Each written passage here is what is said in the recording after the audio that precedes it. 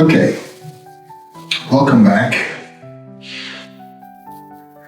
I'm Reverend Benton Apene Luxington, and today I have a few questions from viewers. And what I'm going to do is I'm going to pick the ones that I think will help the rest of the viewers the most. These are spiritual questions that regard some of what was said in the last sermon.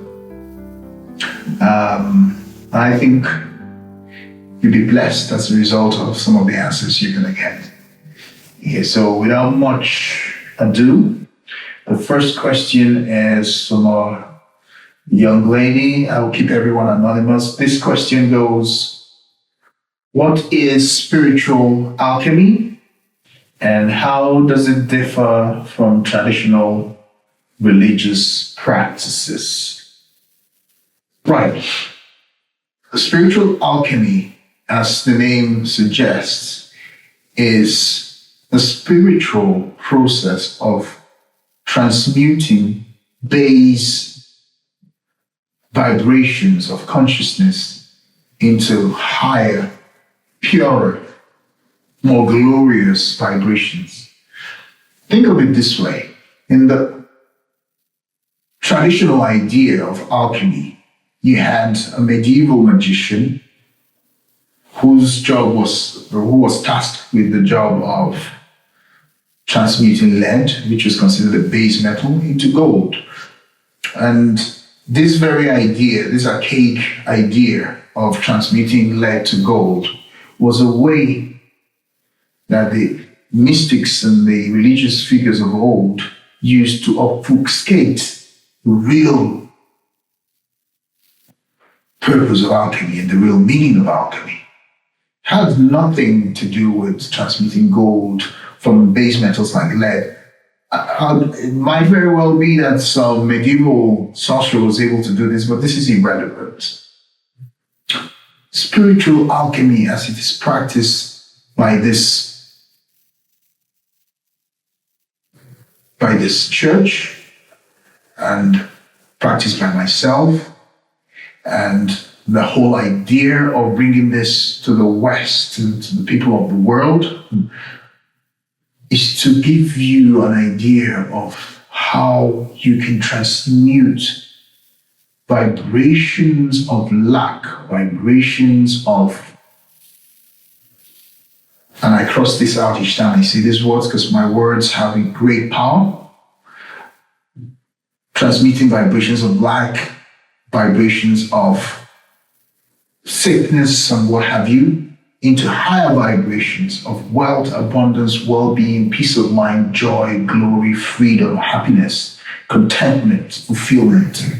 And this is done by an understanding of how the world is constructed.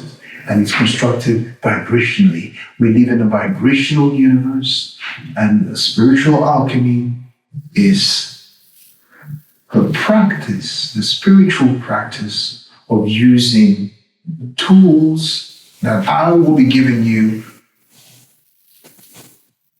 to transmute these vibrations, because your vibrations is what creates your reality. Because we live in a vibrational universe. Okay, that's as far as I'll go with that answer, because that's an entire series of lectures on its own.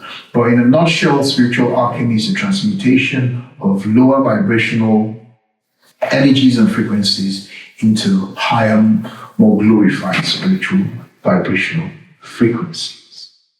I hope that was clear. And I have another question. And just so you know, guys, spiritual alchemy is an inward journey, okay? It necessitates an inward journey. Okay, second question. How can one manifest wealth using spiritual principle? That's coming from another young viewer, gentleman, Okay, how can one manifest wealth using spiritual principles? Wealth is an energy. Everything is energy. Everything is vibration. We don't create wealth. We connect with wealth. So to rephrase that question, and once I rephrase it, the answer will become self-evident. We don't create wealth because since wealth is an energy and energy can neither be created or destroyed, we can only convert it from one form to the other. Wealth is neither created nor destroyed. Wealth is. And as such, what we do using the principles of spiritual alchemy is to connect with the energy that is wealth. And we are that energy because we are one. And we only live in a dualistic universe so that we can experience ourselves. But we also have the ability to come out of that dualistic experience and connect to our higher self, which isn't dualistic in any shape or form. It exists in the present. And in the present, there's no here or there, up or down, here or now. There only is. And everything else is illusion. There's only one person in the room. But on a more practical note, we connect to wealth by magnetizing ourselves to that energy through the principle of magnetism.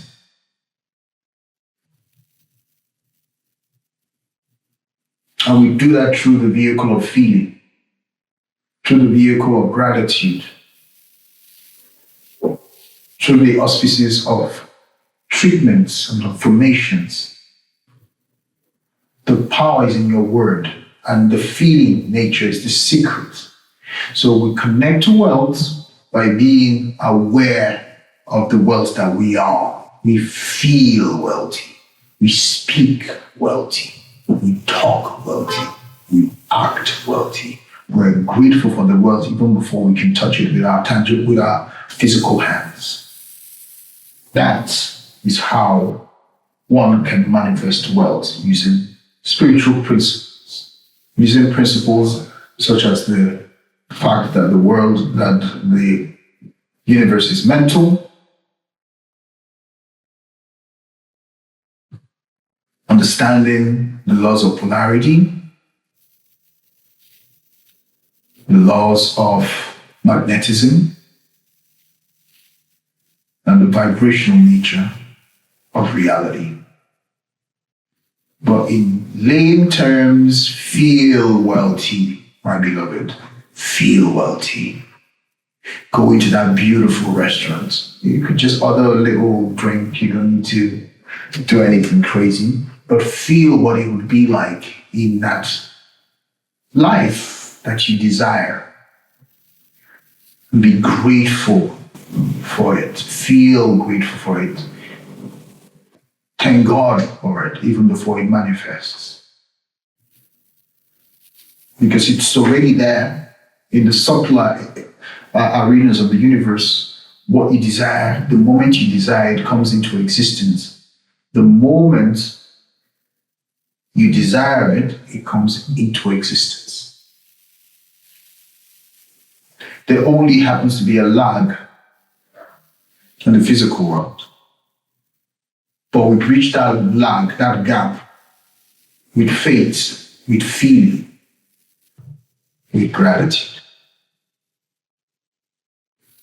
So through faith, through visualization, and through aligned action, we can manifest wealth. Again, that's another series all on its own, because our mission statement, the Church of Alchemy, Science of Life, is we are empowering the world. We're empowering the children of light. We're empowering you and you.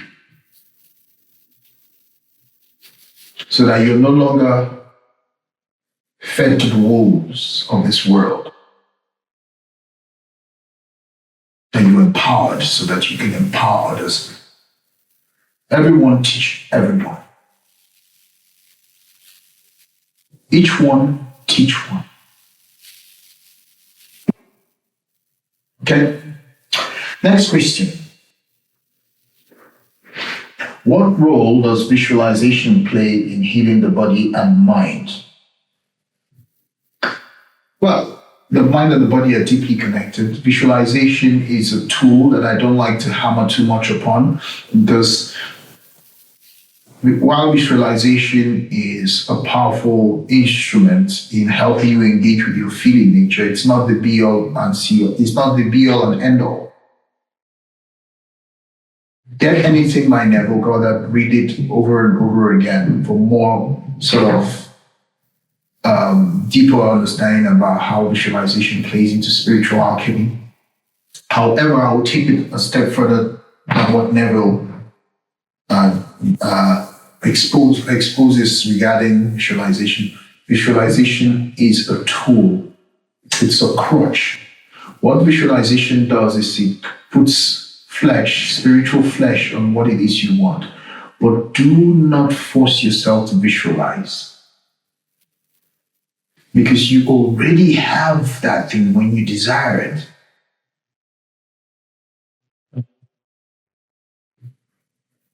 Visualization is there to help you go into a feeling nature, a feeling place. And you can do that with praise. You can do that with gratitude. So while visualization is extremely important and extremely powerful, it's not the be all and end all in the process of manifestation. Okay? So again, visualization will be an entirely different series that we will discuss in more depth. But I want you to concentrate more on the feeling nature in conjunction with visualization. Because when you visualize and there's no feeling attached to what you are seeing, then it's like eating jollof rice with no spice. Or, putting pineapple on your pizza.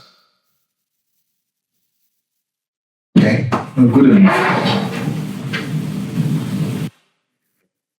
Feeling is the secret of visualization.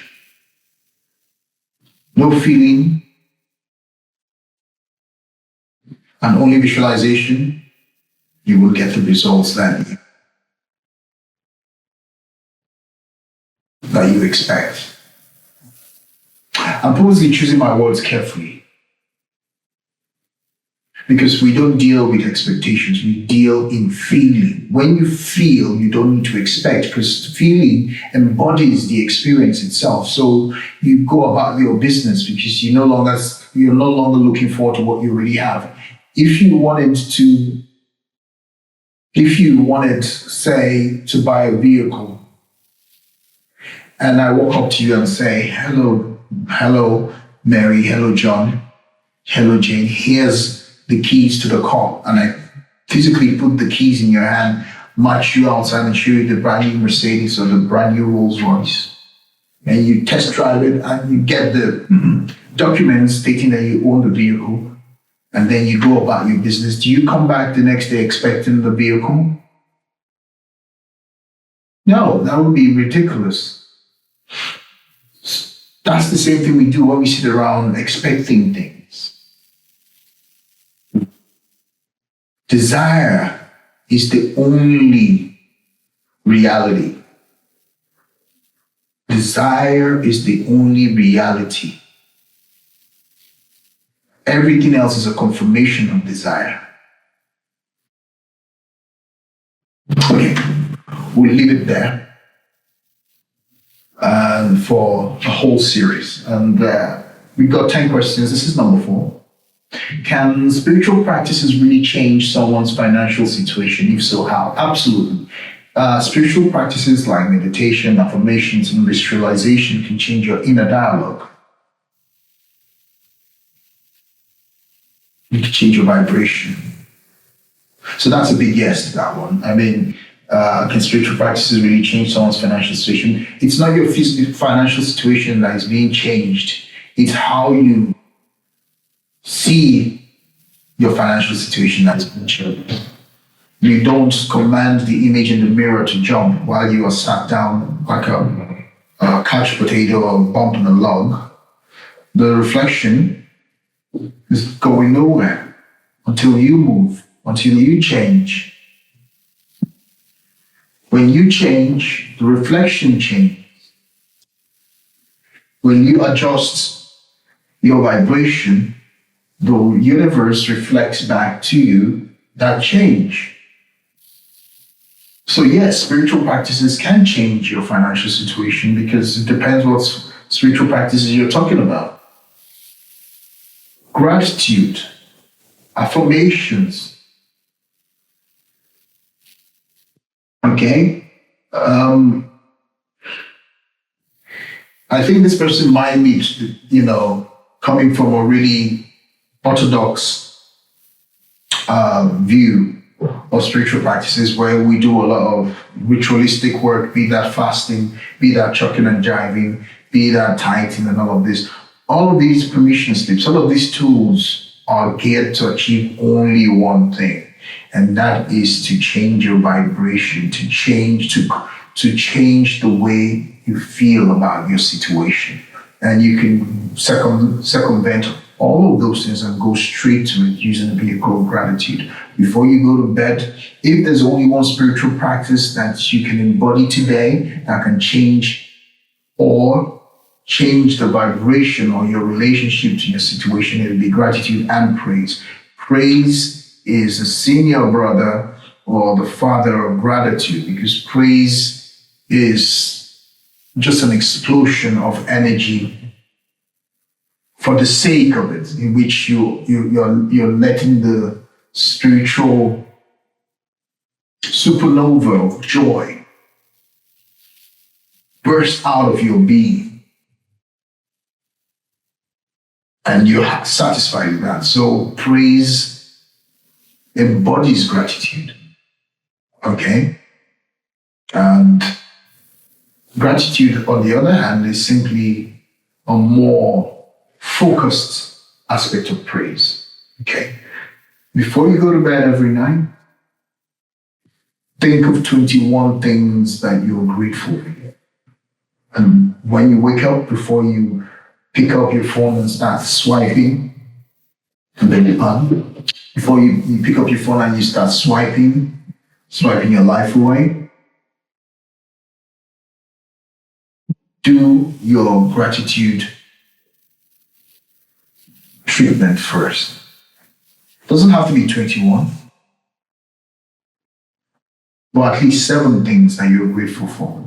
What this does, this spiritual practice helps us slowly, if not surely, start to shift your relationship to your reality.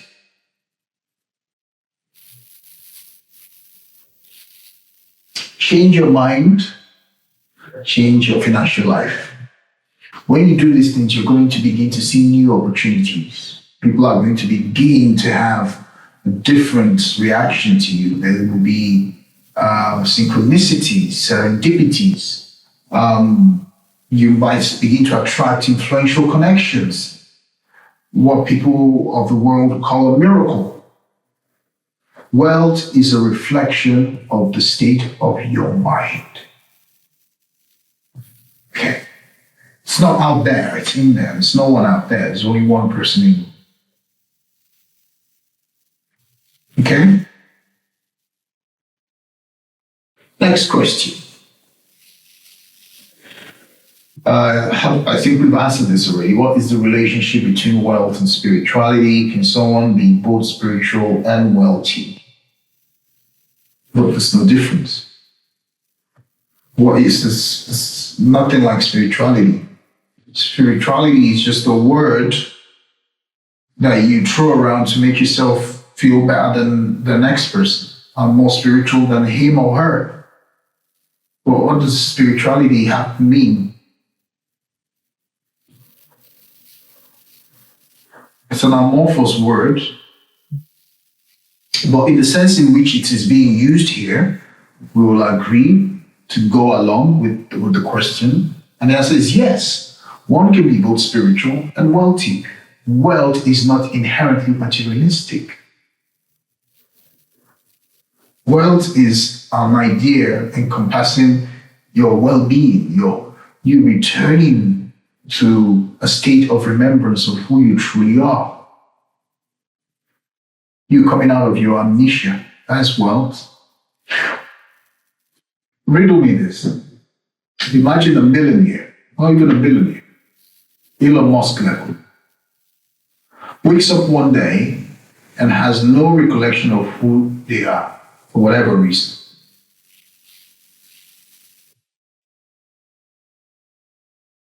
Completely forgets they have 100 billion in the bank. What do you think is going to happen? There will be a few people who will try and remind you and say, hey, what's going on with you? Friends and family at first will be alarmed. They might decide to take the individual to the hospital because they completely forgotten who they are, by the way. The bottom line is, unless that person recovers to the point in which they recollect who they are, recollect the fact that they have such and such amount of wealth or assets at their disposal, eventually those people trying to help him or her will turn around and say, actually, why don't we take some of the wealth ourselves? This person clearly has lost their mind.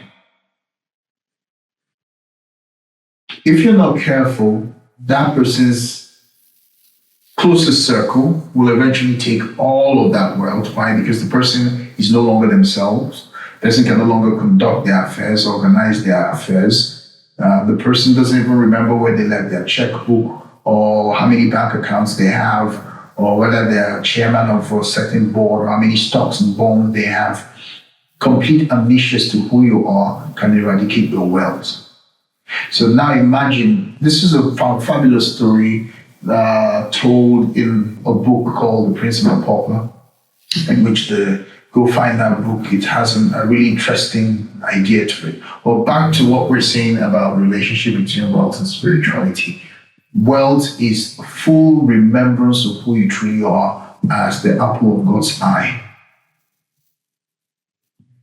Because once you remember who you truly are, everything else, you discover that you have a blank check from the universe. You have a blank check from creation. There's no lack in creation. Everything's abundance. Everything is there. Yes, there's duality, and that duality is so that you can experience yourself. Or when you're done with that experience, you return to the abundance that you are. That's wealth. And in fact, true spirituality reflects prosperity. It reflects the abundance that you are. Don't buy into the down at the mouth, woe is me religion that is being sold to a lot of people. This church, this ministry is a ministry of wealth, health, and well-being. Those are the tenets that we unashamedly profess to. Because wealth is a tool, if properly utilized, can amplify your effectiveness in this duality. And then the kingdom of heaven can be said to have come to earth. And of course, you can then help others along their own path. Okay, so quickly, we'll jump to the next question. We probably won't be able to take all 10, just take a couple more. How does one stay spiritually grounded while achieving financial success? A lot of people have come into this weird idea that money is evil. This is one of the things you have to disabuse your mind of, because money is like a woman, and a woman will avoid any detrimental, negative, or debillatory use of her name and like her and I could say she would have nothing to do with you if you call out on her name. So we oppose the use of negative nomenclature, negative appellations when we're referring to money. There are certain forces that will tell you that money is filthy, cross that out, that money is evil, cross that out, filthy lucre, dirty money. There are lots of silly, ugly words used in description of money.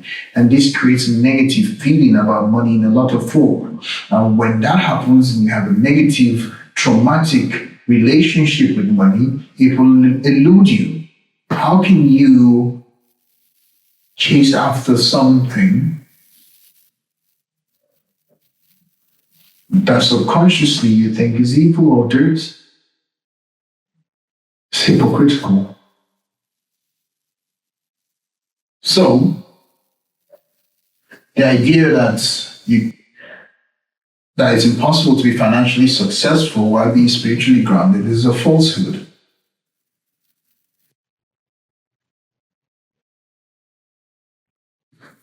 They're one and the same thing. We've established that in the last question, the last answer.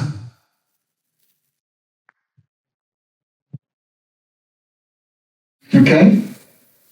Stay connected to your values, but understand that wealth only amplifies who you already are. Okay? Wealth didn't change you. Wealth only held a mirror up to you. Wealth only held a mirror up to you so that you can do your shadow work if you need to. Moreover, with a connection to wealth, you can bless others. And that's where the fun is.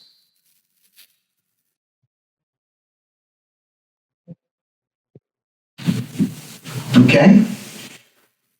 How can someone overcome deep-rooted financial limitations or blocks from their past? Affirmations. Gratitude. See, these blocks often come from early experiences or societal conditioning. So you have to dig deep into past your thoughts, because your thoughts are only as a result of something even deeper, your vibration. And your vibration is a result of something even deeper, your feelings. And your feelings are a result of something even deeper, your intentions. And your intentions are bred from something even deeper, your desire. What are your desires? What do you desire?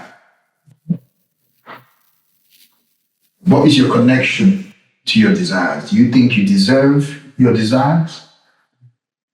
Do you take ownership of your desires? See, overcoming financial limitations requires identifying and transforming traumatic, deep-rooted events in your belief and your belief structure.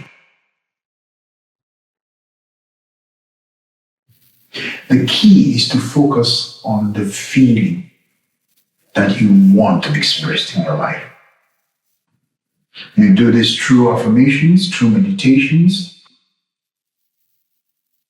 through study, which ultimately help to dissolve these limiting energies and beliefs that some people may call demon. But they're only just unbalanced energies, deformed thought forms. We'll talk more on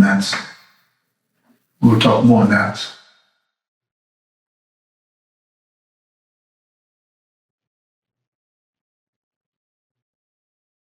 Stop telling your children money is evil, or that it's hard to come by. If you need to have a meeting about money, do it away from the kids.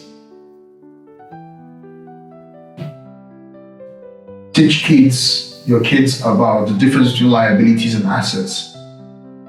Give them proper financial education. It's often not something that you can give if you don't already have yourself.